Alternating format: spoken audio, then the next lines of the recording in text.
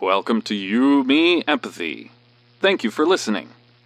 We would like to remind you that this podcast is for informational and entertainment purposes only, and is not a substitute for medical advice, diagnosis, or treatment. Known as just a silly boy with a feely heart. Please consider supporting the show.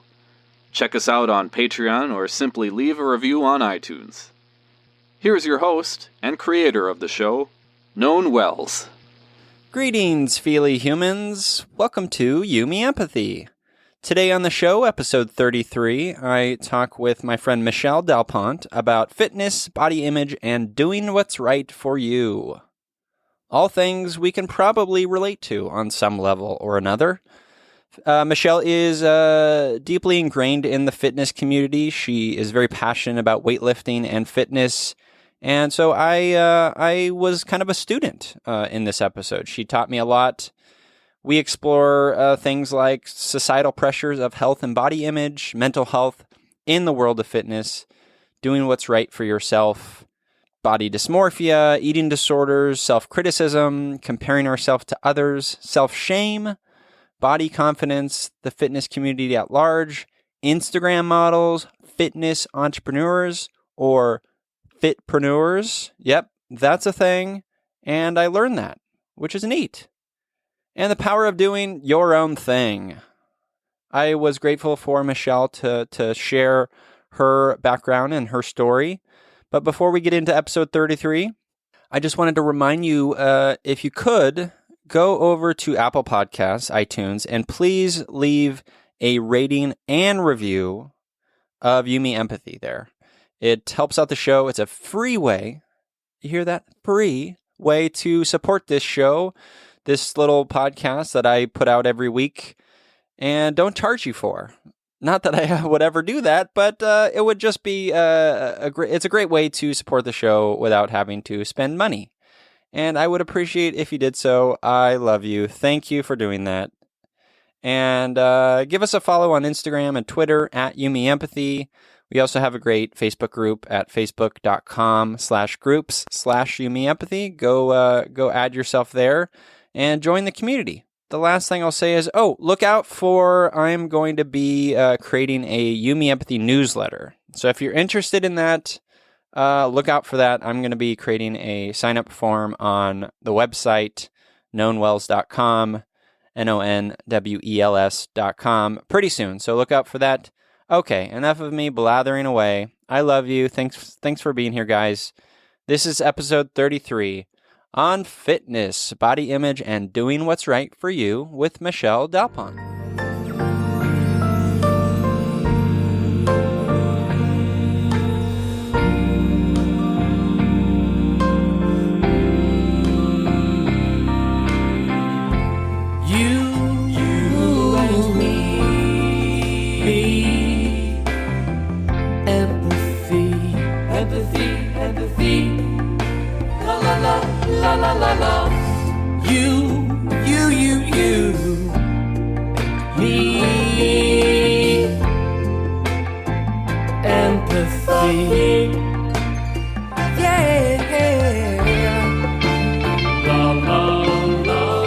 Welcome to You, Me, Empathy, a podcast about exploring the struggles we face in our day-to-day lives as humans trying to get by on this wondrous and overwhelming pale blue dot. The intent of You, Me, Empathy is to talk openly without judgment about our neuroses, our mental illnesses, our shared anxieties and worries, to create a dialogue that is vulnerable and deeply human and empathetic, and to share that dialogue with others to inspire emotional and cognitive collaboration and insight so we can, hand in hand, break down the stigma that make us feel shame and guilt for struggling, for feeling our feelings, for being human. You, Me, Empathy is a safe, friendly space designed to inspire the beauty in each of us. Today, I am breaking out the empathy barbells for a conversation on fitness and mental health with dog lover, self-professed fitpreneur, and most assuredly more ripped than I am, Michelle Dalpont. Hello, Michelle. Hi. Thanks for having me. Very excited to have you. You are in the studio. Mm-hmm. This rarely happens on You, Me, Empathy, which is exciting. It's exciting for me too. What do you think of the studio? I think it's lovely, and I honestly really love the pillows behind me. Yeah, it's exciting. It's as I mentioned on the show before, it's a library. It's also an office. It's a second bedroom. It's the recording studio. It's like lots of things, as many rooms are when you live in Southern California and you have not that much room. Yes, and you have too much correct. stuff. Yeah, too many books. It feels like a safe space. Yeah. I think you've done well, I would say. Good. Yeah, I was hoping for that vibe. So good. That's good to hear. Well, today, listeners, we are talking about the topic of fitness and mental health, and those two things combined. And Michelle herself is very into fitness, as someone who likes to get ripped. I don't know what that means. Sorry, guys. But she's into fitness, and it means a lot to her. And so we're going to talk about that today as it pertains to the world of mental health. But before we get to that, we always do an emotional check-in. How are you doing? How was your day? How has your weekend been? How was your week? I am actually doing very well. Very, very well. I've had a busy weekend. Some unexpected fun things. Like yesterday, I went to a squat clinic. Whoa. Right. So if I'm into fitness, that would definitely be something that I'm doing. Right. Okay. So fun stuff with friends, working out this weekend. What is a squat clinic? So essentially, someone well known in the industry was actually conducting a free clinic where you could come to a what do you call it? A gym, right? Okay. And he would help discuss, what the right form is and what you're doing wrong and like watch you do it and kind of go over the basics and what of the squat. Right. Got it. It's a very difficult movement for a lot of people. Well, most people. Yeah, and with a squat, I played soccer, so I know what a squat is. You have weights while you do the squat, right? Usually? Right. So you have a barbell essentially on your back while you do it. Got it. Cool. Mm-hmm. And that was fun. Yes. And you learned some things. And I learned some things. Do you, at these things, do you meet other people? Are you, going to connect with other people in the space? I think that's always an angle of mine, to find more fit friends.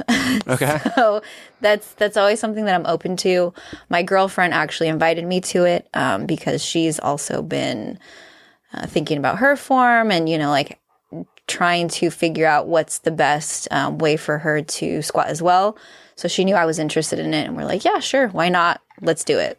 It was kind of a last minute thing. Nice. That sounds fun.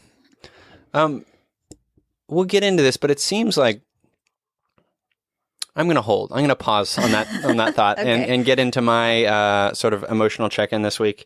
Okay. I recorded just yesterday, so I'm just going to talk about what happened this morning. I had a really good run. I guess it was last month as of this recording, I did a 25K trail run. That's great. Up in the San Luis Obispo area. And it was, I've run a marathon before. And so 25K is 15 miles for you guys, just so you're aware. And harder than the marathon I ran. It was the most brutal race I've ever done. Well, it's also on the trail, right? I mean, I would think that's so much hills, and it was also way more difficult. Right. And it was raining, so it was super muddy. So there were periods where sliding, and you kind of have the mud clogs on your shoes, which And it wasn't supposed to be a mud run. No. So Okay. Exactly. So it was very difficult. So I've kind of since then. This was, I guess it was. Yeah, last month. It was a few weeks ago. Anyways, my running has not been consistent. I've been hiking some and doing kind of shorter runs, but this morning I got out and did a 7-mile trail run, which was lovely. It's a lovely way to start the day. I agree. Yeah. Do you like running? I used to a lot, but I find that, even walking my dog, your mood just completely elevates when you're outside. It's just so much better. Yeah. No matter what you're doing. If you take a short walk, if you run, outside is just so much better. Yeah. How do you balance that as someone who, is lifting weights, and that's gym stuff. That's inside, right? Mm-hmm. Well, luckily the gym that I go to has an outdoor area. Oh, that's cool. So there's that. And then I also play soccer.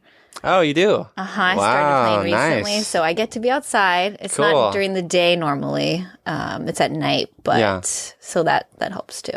Is like a league through the city or something? Yes. Nice. I did that for a period of time until I got sick and tired of humans. I have a pretty good team. I'm lucky. That's good. Lucky. Very That's lucky. good.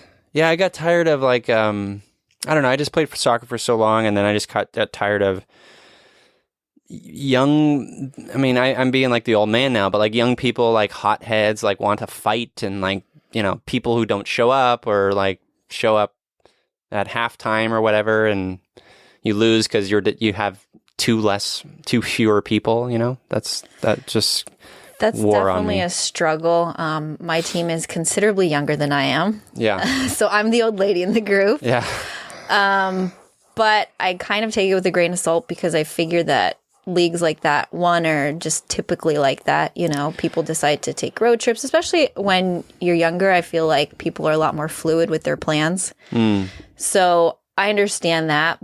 But at the same time, I feel like I try to, you know, kind of invite everybody and create a team dynamic. And when you feel like you're more bonded to the people, I feel like they tend to show up more.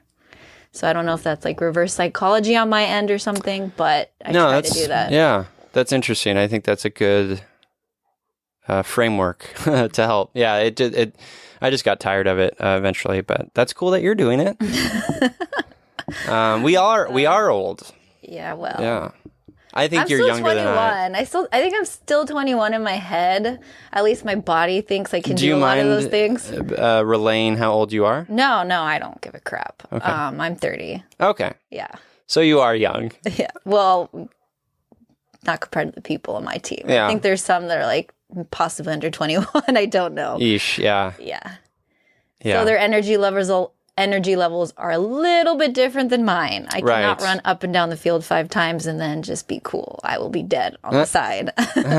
Well, I mean, who says you can't get there? No, that's true. I mean, if I wanted to, I could get there. But that's not part of your goals. No. Yeah, got it. That's not my style of soccer anyway. Got it. Well, so let's get into fitness and mental health. I'm curious about like where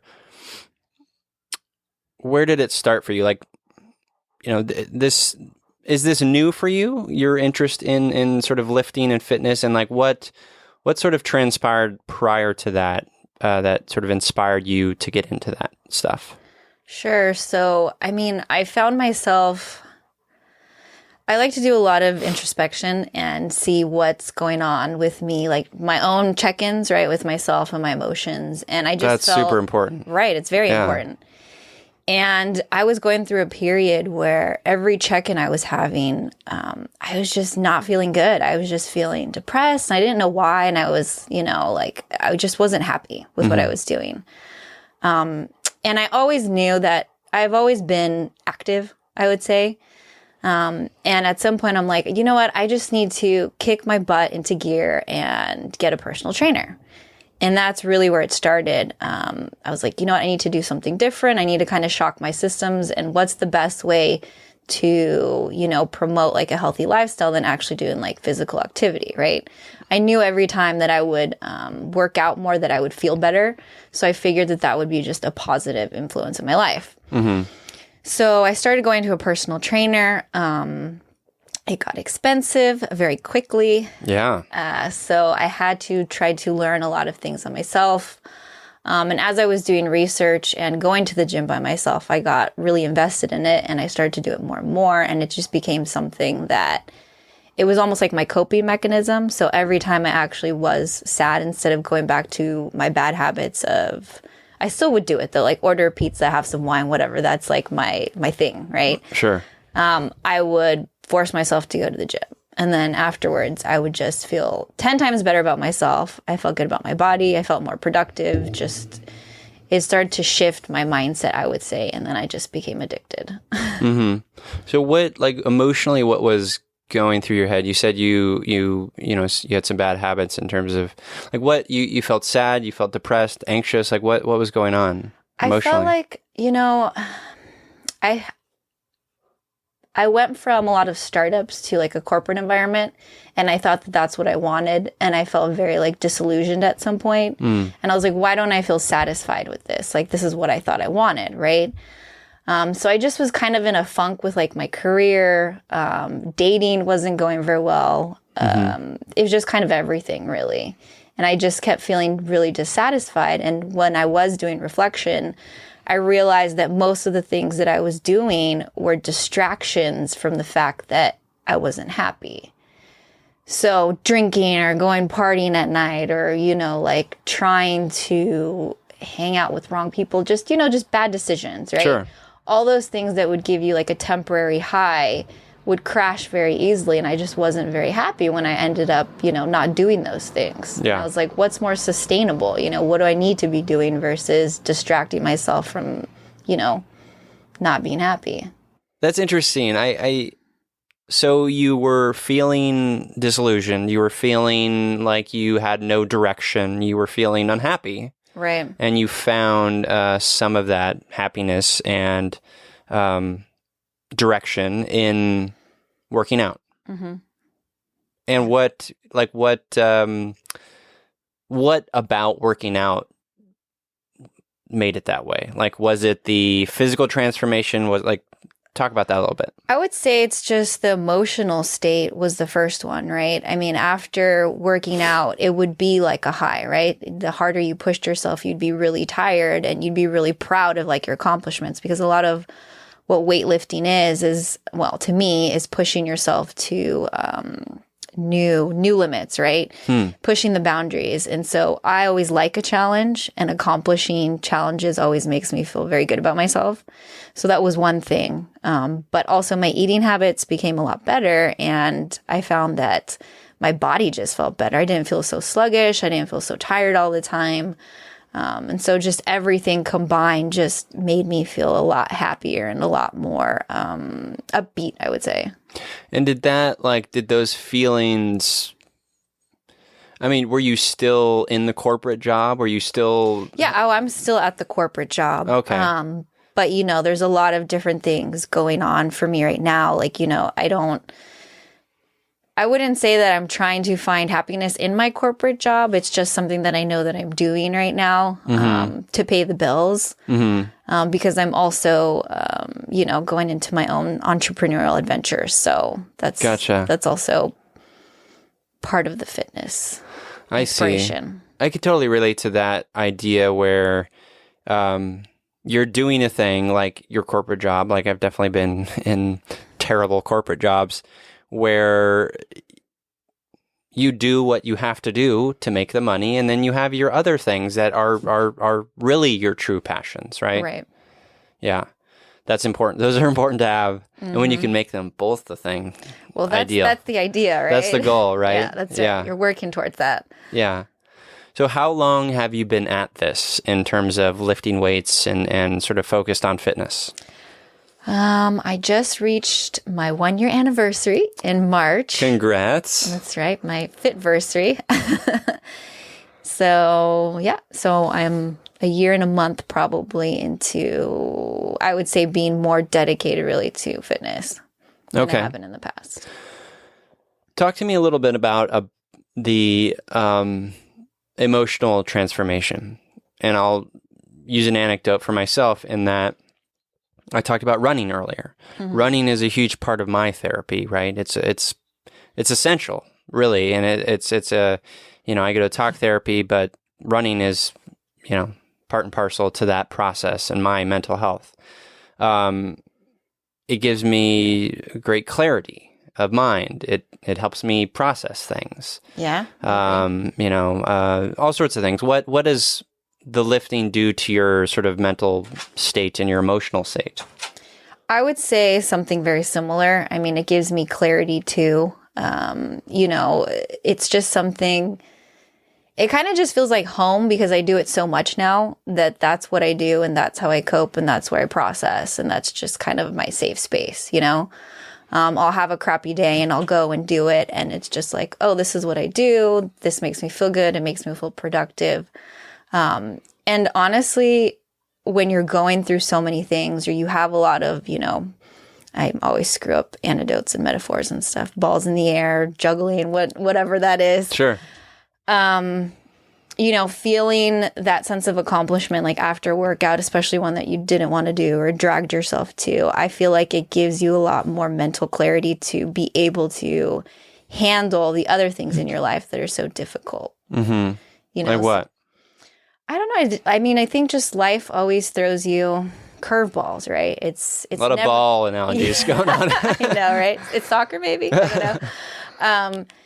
And it's never quite the way that you think it's going to be, right? And to push yourself to get out of the mindset of, oh no, why did this happen to me again? Like the poor me thing, and take it as, well, how can I transform this into something beneficial for myself, right? And I think that's my mindset after fitness versus before is, seeing a challenge and not doing the self-pity party versus, taking it as within stride and trying to deal with it. I see. So you're developing some tools. You're developing these disciplines to lift weights, to physically do this thing that's challenging. Right. And in so doing, you are learning things, and you can apply those tackling sort of obstacles or overcoming obstacles or whatever in all sorts of life, all facets of life, right? Mm-hmm. Interesting. Exactly. Yeah, that makes sense. What I've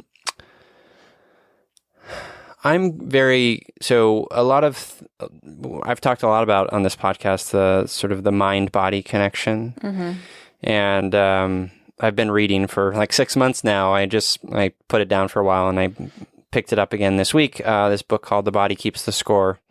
It's a book primarily focused on PTSD and trauma, and how we hold trauma in our bodies, our physical bodies.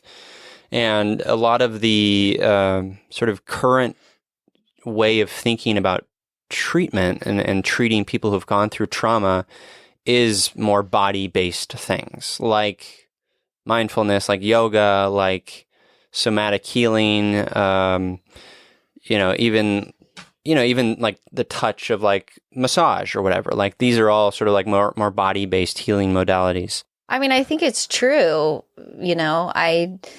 If you listen to a lot of entrepreneurs too, they will tell you, it's if your body's your temple, and it's akin to the success in your life. The more discipline you have, the better you're going to do, right? Yeah. I guess what thank you for that. I guess what I was trying to get at is how are you balancing those two things? Because in my albeit ignorant perspective on the world of fitness is I'm wary of it. Mm-hmm. I'm going to be honest with you. I'm skeptical of that space. And that's like a super unfair thing to say. No, it's not. I'm just wondering from which angle, because I know what you're talking about. I just don't know if it's what I'm thinking. Yeah. No, I'll explain. But so one aspect of it is imbalance, right? Right. I personally feel like the foundational element of health is mental health.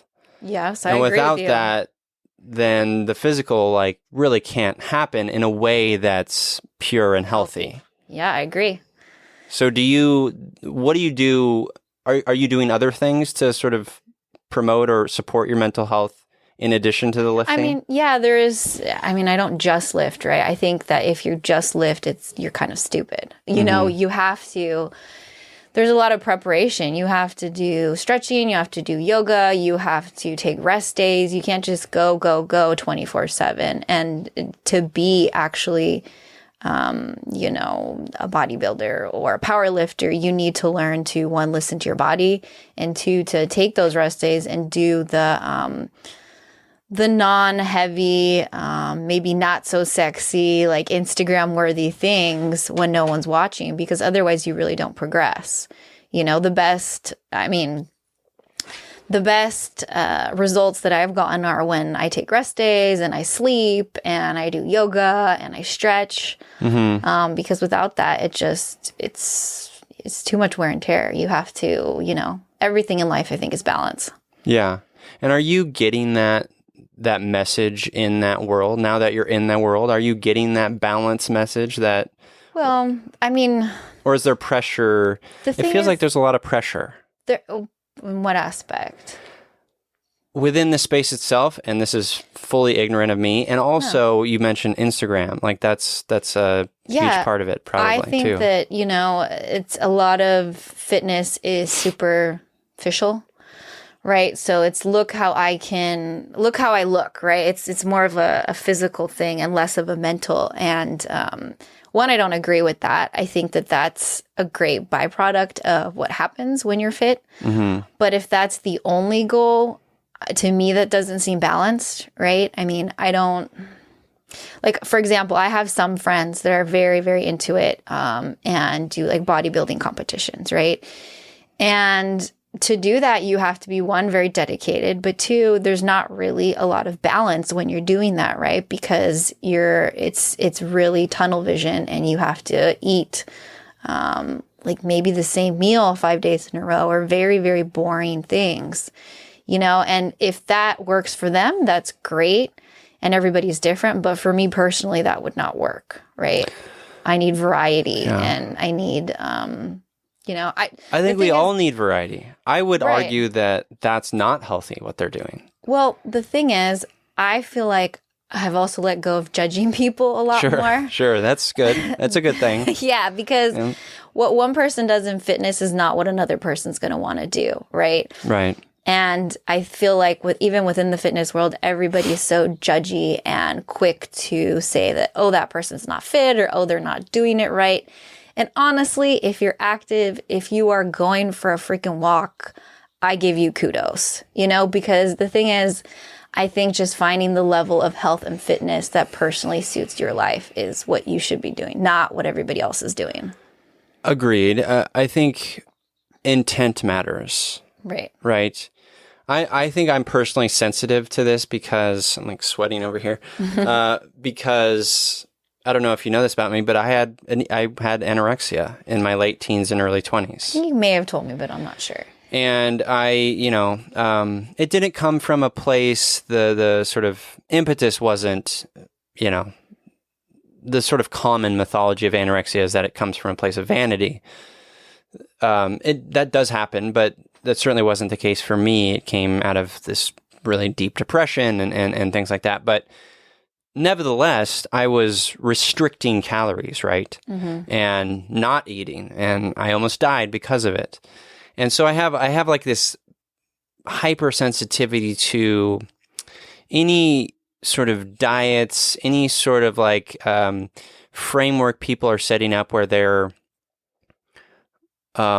intent of working out, for example, is to burn calories. And I think that is disordered. I think that's that's when you get into body dysmorphia, and there's probably a lot of disordered eating in that world. I'm not saying on you. I'm just saying like I have a sensitivity to that, and because I don't want that for people. It's a hard life to live. It is, and I actually just posted something on Instagram about being self-critical because, a lot of bodybuilders, I find myself even like, oh, I don't have the progress that I want. Like, I don't see the definition, right? And I said that, self-criticism is good. It's healthy, right? Because you want to improve, you want to do better, you want to change. Otherwise, you're stagnant, you're bored, and, whatever. Mm-hmm. It's healthy. But I said, like, once it crosses over into the line where you start to feel less about yourself and it diminishes your self-confidence, that's when you've crossed the line, right? It's healthy to be able to use it as fuel to push yourself. But if you're doing negative self-talk and feeling low confidence as a consequence from it, that's when it's harmful instead. I think that's true. Also, probably not comparing yourself to others too is probably a good thing, right? Never compare yourself to others. You can use people to inspire you, I believe, but everybody has such different body shapes and structures and lifestyles that it's just impossible and really stupid to really do that, honestly. In the sort of community that you're in, and the friends that you've made, I assume, in that space. Like, do you guys ever talk about mental health? I have on occasion. My old personal trainer actually, he kind of had a similar story, except I think he had PTSD. I'm not sure. Coming out of like the Marines, and he became really into fitness, and it became practically his world, and he became a personal trainer. So it really transformed his life too. But we don't really talk about the mental aspect of it. We just kind of talk like nerds because we like, oh, did you try this, or have you tried that, or what are you doing wrong, or how's it going? You know, just normal stuff like that. Yeah, talking about the weights and the gains and that stuff. Right, just how's it going? What are you trying? You know, like, oh, have you seen this one exercise? Just very typical things. Where do you, because I am ignorant, where do you get the ideas to do certain exercises, or where does all that come from? Is there like probably many sources, I assume? Right. I mean, I like to follow people on Instagram that post things, or I have admiration for either their dedication or how their body looks, or the types of content that they produce. I've been on YouTube, just different things like that. Like social media, I would say, is more where I find it, but also being friends with, personal trainers and kind of being in that type of community it's really easy to just bounce ideas off each other. Hey, am I doing this right? Like sometimes I'll take a video of, my form, and I'll send it to one of them and be like, how does this look? And you trust them to give you feedback? Yes. How do you know that, the folks on Instagram are like doing things right? See, that's the thing. I would say that it depends what kind of fitness you're into. I mean, there's going to be the people that only do cardio and think that that's, like just what they want to do. Or there's people that do powerlifting and they lift really, really heavy. It depends what your goals are. So you kind of have to tailor who you're looking at depending on that, right? I mean, there's honestly some people that I have as friends that are like moms that will post live videos of them doing some like, I don't know, group workout, some TV, really commercial thing. Yeah. Just to inspire people to do it every day. Why do you think the fitness space in Instagram is such a cohesive thing? Cohesive? Meaning like why, I don't follow, I follow you, but like, I just like see anytime like I'm looking at like explore on Instagram, there's just like so many accounts that are like focused on, health and fitness, and like, why do you think that is? Do you have any insights? Honestly, I've thought about that before, and I feel like a lot of people look up to fitness models or inspirations because they wish they had the discipline that these people have to go into the gym day in and day out. A lot of the comments that I even get myself are like, oh, how do you do that so often? Or, oh, do you ever take a break? Things like that. And my response is always, well, of course, I'm not a robot. I need to take a break. I eat donuts, I'm human too. Right. But I think that a lot of that is just inspiration to kind of get to the next level. And that's what I think that fitness is a little bit more of a mental thing than people give it credit for. Because I think that a lot of people aspire to be healthier and be more fit. And some people, it's because of the wrong reasons. Well, personally, why I think is the wrong reasons, like looking better. Right. But I think at the heart of it, it's a discipline that a lot of people don't have that they wish they did. Mm-hmm. And with that discipline, as we've talked about, and I've experienced myself, comes more energy, comes greater clarity. I'm able to better focus on, this podcast, for instance, because I've run that day or whatever, so right. There are a lot of benefits for sure.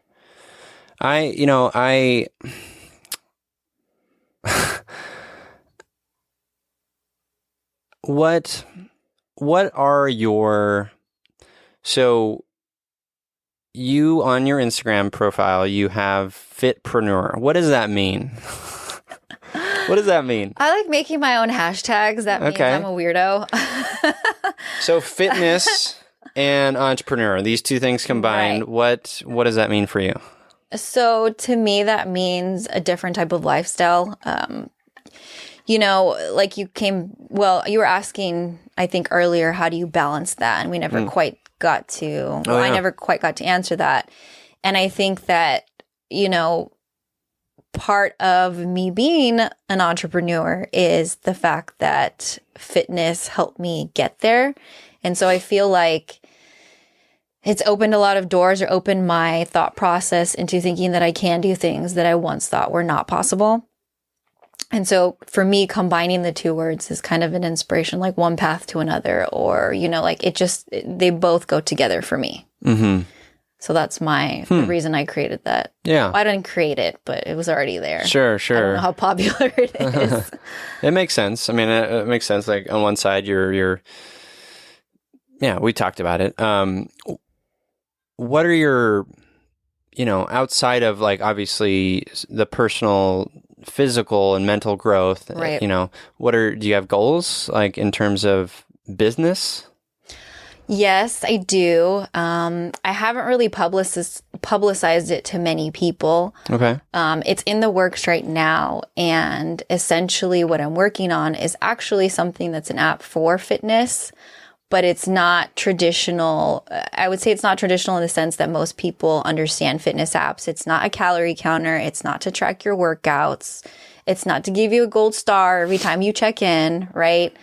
It's not to lose weight. And it's supposed to be a safe space for social media to exist, because I feel like right now it's really housed on Instagram, but there's so many other things, so much noise, right? And it's not necessarily, I think some of the ways that it's portrayed on Instagram isn't very healthy. It's not like a lifestyle. It's more of a fashion model thing, you know. Or a mechanism to promote a thing.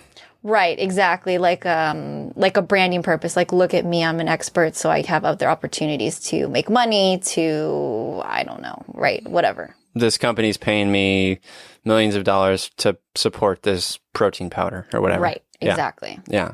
So it's an Instagram, but specifically for fitness people? Yes. Okay. I would say that that's probably the easiest way to describe it. Okay. Interesting.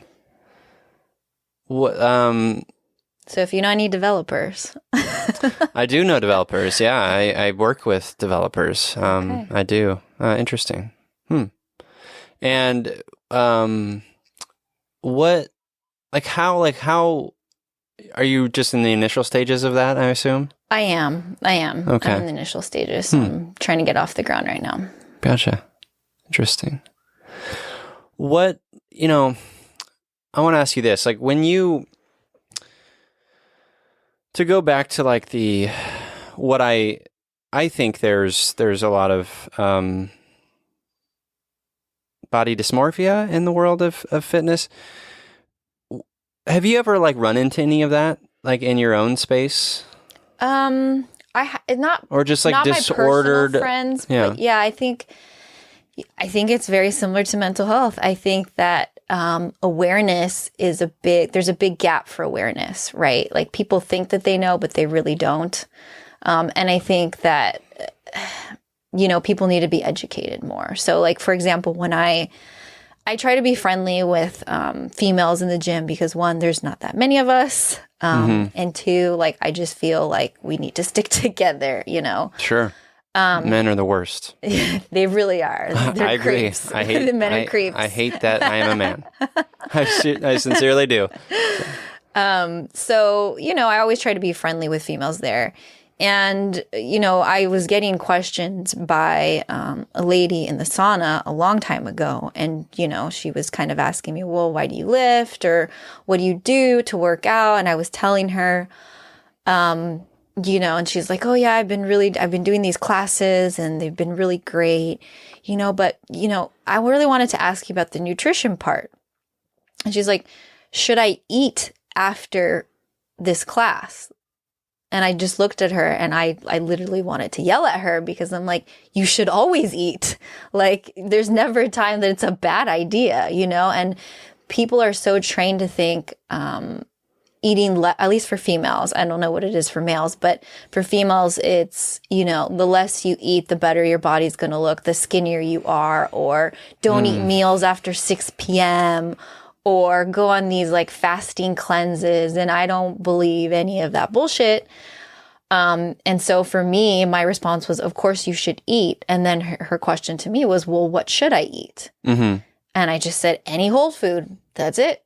I was like, eat a protein, eat a vegetable, eat a carb, put them all together and have yourself a meal. Mm-hmm. I said, if you worked out really hard too, have some ice cream, Yeah. you know? Yeah.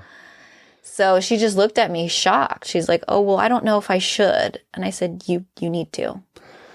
It's interesting, and it's very disheartening to hear that. I know. That's my point, is the knowledge aspect. The lack of knowledge, right? Yeah. And the lack of awareness, and the pressure, right? Again, women have, their lives are so much harder than mine. And it sucks. It sucks. This is true. And you talk about, like, you know, the magazines, Instagrams, you know, all these things, like the societal pressure of looking thinner or being healthy or being fit or whatever. Like, I would love to see personally your app or whatever, or something in the space that is specifically about like mental health awareness in the fitness space. Because I feel like that is lacking. Yeah, I mean, I think, honestly, I don't think it's the fitness space. I think it's everything. It's everything, for sure. I feel like if it was, I mean, I've thought about this before too. I feel like mental health should be a curriculum in school. You know, a lot of adults lack even aside from like anxiety, depression, you know, things that actually most people encounter and don't realize that they do. Like emotional intelligence is so huge to having relationships. And there's so many broken relationships and people don't realize, you know, understanding their emotions and figuring them out and, you know, allowing yourself to feel stuff is very important, you know, and especially for males, because it's like, you know, you're not grown up to bond in that way. That's not, you know, how you, how male friendships are typically made to be out. Yeah, societally speaking, yeah. Right, and I think you're right. Like, I think, I mean, that's why I do this podcast, is because exactly. That's why it's important. we need to talk about our feelings, and we're of the age, you know, I'm 36, where growing up, you know, I didn't have that, certainly, and it's certainly not in school. No, but it should be. It should be, and it you know, I think it's getting better and better, but what we're talking about is awareness of emotions and feelings and emotional intelligence, use that word, which is right on, and having those conversations. And it starts with parents, for sure. Right. But it also means, like, you in the gym talking as well, right? And talking to that woman and saying, hey, no, you need to eat. That's important, and here's why. I think we all need to be, you know, sort of arbiters of that. I don't know if that's the right word. Of that knowledge about awareness of mental health and how that impacts our physical health, especially like in the gym, where you need to have the right motivations for doing the things, and you need to have the right energy to achieve your goals and all those sorts of things. So, and it's always like a hard line. I mean, I think not a hard line. Well, hard to know where you're overstepping, right? Because I can be an advocate all day long, but I don't want to badger someone over the head with something that doesn't make sense for them, you know? So I mean, you come from a place of empathy and compassion, and exactly. Yeah. I think people just need to speak up more, right? And not continually, you know, keep the loop going of all the negativity for bad habits and bad, I don't know, cultural standards, I would say. Well, I agree, and I hope that you're one of those people, and you will inspire others to do the same. And I hope that I'm that way for others. And I hope more people will listen to this podcast and realize, oh, I need to talk about this stuff because it's important for my foundational health if I want to like live a life that's, you know, magical and worthy and all the great things that it can be. Mm-hmm. But if we're not like addressing the mental aspect of it, it's a long, hard road. It is. It is. Yeah. I agree. I mean, have you had any troubles, struggles with anxiety or depression, things like that? Oh yeah. Growing up in my household, I think I didn't know it as a teenager, but I had a lot of anxiety and depression. And my parents were like very traditional. I don't know if it's Catholic or Latin. I'm Hispanic. I'm not quite sure which one. Maybe a combination of the two. I would say a combination of the two based on my experience. Yeah. And I grew up and I actually asked to see a therapist. I remember when I was in high school. And, oh, wow. And my mom, well, I don't know if it was my mom. Maybe it was my dad. Maybe both of them. Just pretty much told me, no, like you can figure it out. Kind of like it's in your head, right? Like they didn't believe like in mental health. Mm-hmm. And I was against that and I thought it would be helpful. And I'm like, you should go there too, you know, and which is, I don't think a very common thing for a teenager to request or say even. Yeah, that's very strong of you. Yeah. And I just got pushed to the side. So when I became an adult, I would say in my first like serious relationship where I had to actually deal with adult things, it came up. It came up a lot. And I didn't know what was going on and why I was so anxious and what was going on pretty much. So I started going to therapy. Oh, good. And it really helped. And, Great. You know, but like showing up is really difficult in the beginning and you have to be uncomfortable. But that's like anything in life, right? The same thing for fitness. You got to show up and be ready to be uncomfortable. It's going to be uncomfortable and you're going to have to be a little vulnerable. Yeah, and exactly. Address your own fallibility, you know? Right. Yeah. And so I started going to therapy and I started looking forward to it. Like I would dread it, but also look forward to it because I felt like a sense of relief after. Sure. Yeah. And it completely changed me. And I talk to people all the time. I mean, the mental health part is, you know, very essential. You know, if people tell me, oh, I'm taking medication, or they seem super shy about telling me that they're struggling, I'm like, I went to therapy. I took anxiety medicine. I was like, there's nothing wrong with you. Good for you. You know, That's because good. There is such a big stigma around it and there shouldn't be, you know, like why, for example, like why is fitness, everybody seeks like fitness, right? And it's like something that's culturally in the eye is positive, right? But mental health, there's this stigma. Why? It's health, right? It's still health. Yeah. It should be like a positive thing. If you're seeking help for it, who the fuck cares? Well, you're doing something good. Yeah. You're doing something positive, right? Yeah. Well, it makes sense, and I completely agree. Logically speaking, in my head, that's how I think. Yeah, no, that totally makes sense. And it makes sense also that the physical health side of things would be the easier one for people to grasp, right? The mental health is, as I've talked about on the show a lot of times, it's complex. Our scientists still are learning things about our brain and how that works and you know, figuring out, you know, like I said, just 10 years ago or 15 years ago, the sort of common modality to address trauma was having patients just relive it and talk about it over and over again. Eventually they realized that didn't work. And so, you know, it's always changing. And so, but the physical side, you know, you do bicep curls or whatever, and your biceps grow. You know, like it's like it's a much easier thing to grasp, you know? Mm-hmm. So it makes sense. But yeah, mental health, so important. Talk about your feelings, guys. They're important. We all have them and they're all valid. Mm-hmm.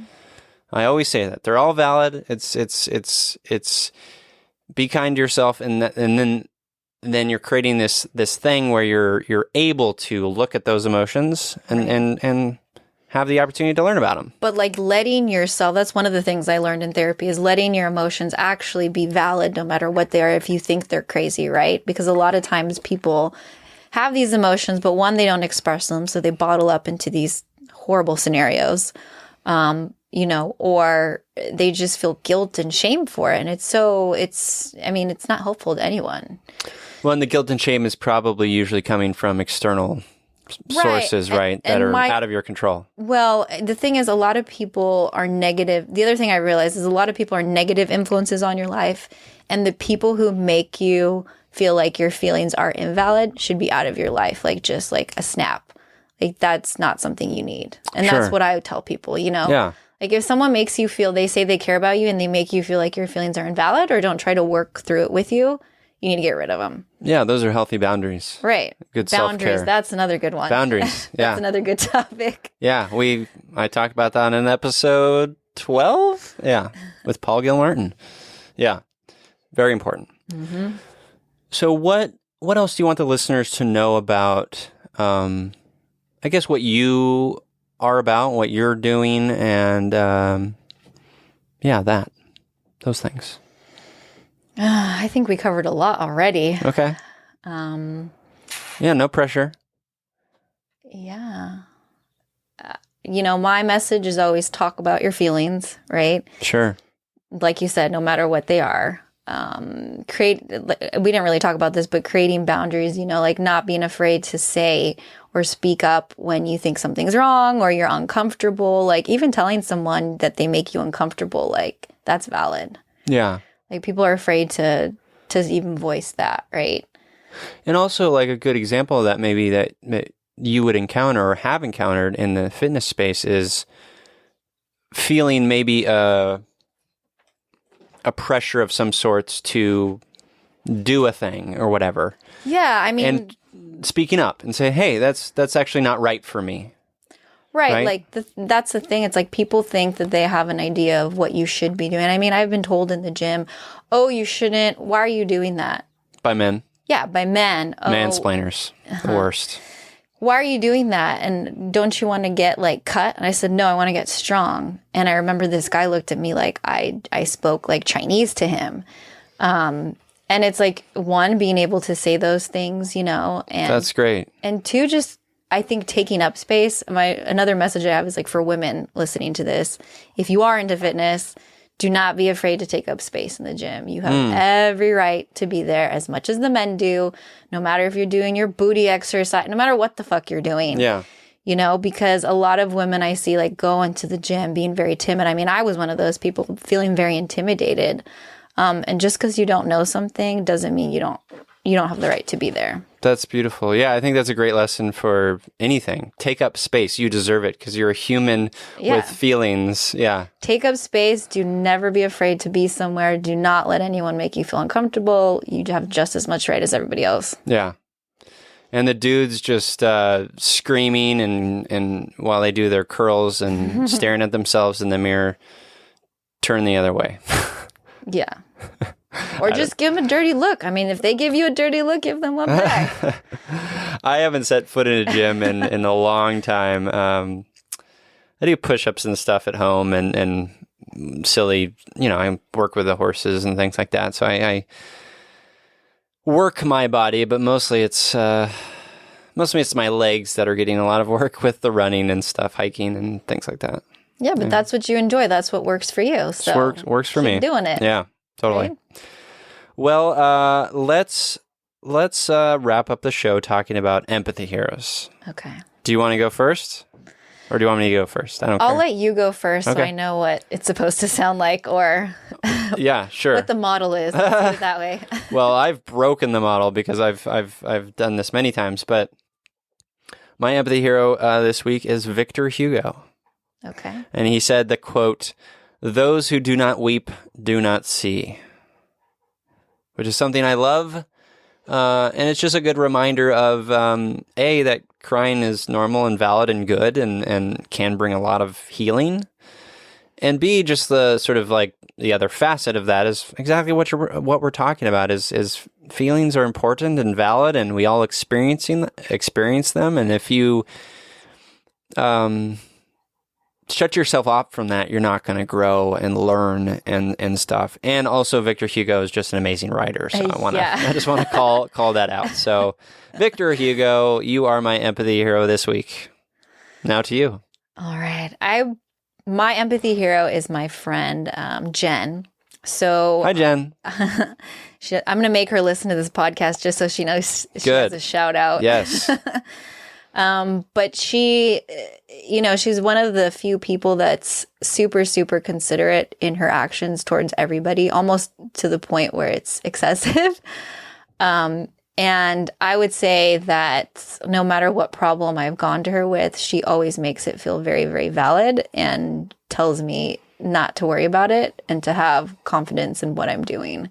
So I'd say she's my empathy hero on a pretty good basis. That's great. Yeah. It's so important to have those types of people in our lives. It really, really is. And you have to. Right. Right? And another message for everybody is choose your friends wisely because you need those positive people. Yeah. Yeah, I mean, we just need people that are loving and supportive and accepting of who we are, right? Yeah, because we're all, wacky and screwed up. We're all and trying to figure it out. And we're all on this overwhelming pale blue dot together, right? That was a great, great intro, by the way. Thank you. Michelle, do you want to plug your Instagram account? Where can people connect with you? Yeah, that would probably be good. Okay. Do it. What is my Instagram account? Yeah. I think it's just Michelle D Noir. Oh, yeah. That's Michelle D Noir. So Michelle with 2 L's, D as in dog, and then Noir.